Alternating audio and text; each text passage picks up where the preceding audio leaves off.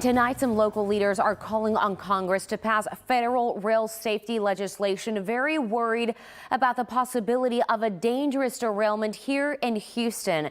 Thank you so much for joining us at 10 o'clock. I'm Daniela Guzman. And I'm Keith Garvin. The legislation hopes to prevent future derailments like this one over the weekend in Montgomery County. 31 cars left the tracks in the town of Dacus on Log Cabin Road near FM 1486. Thankfully, all of the cars were loaded with limestone rock and not dangerous chemicals. KPRC 2's Bryce Newberry breaks down the growing concern locally. More than 100 trains pass through crossings just like this one in Houston each day, and the mayor says it's not only an inconvenience but also a threat to safety and emergency response. It happens at least twice a week. This crossing blocked when Roy Lira is heading to work. It's an inconvenience of a few minutes, but it's still, again, the quality of life that we've expected. The railroad rips through his East End neighborhood, one of more than 700 crossings in city limits. 3 trains derailed each day in the United States, and close to half of trains are reported to be carrying a hazardous substance.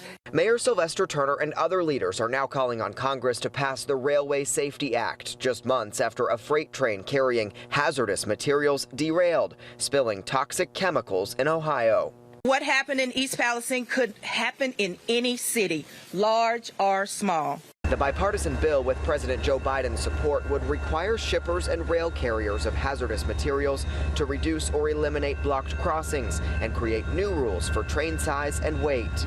Texas had the third most blocked crossing reports over a 2-year period. In Houston, Fire Chief Samuel Pena says those are diverting first responders about 90 times each month. Those are emergency responses that are impacted as far as the time it takes us to get to that emergency. And Lira has watched as stranded pedestrians find their way around trains, going through crossing arms and crawling under.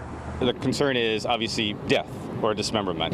A state bill that would have limited train length didn't make it out of committee this legislative session. Meanwhile, that federal legislation that local leaders want passed is pending consideration by the full Senate.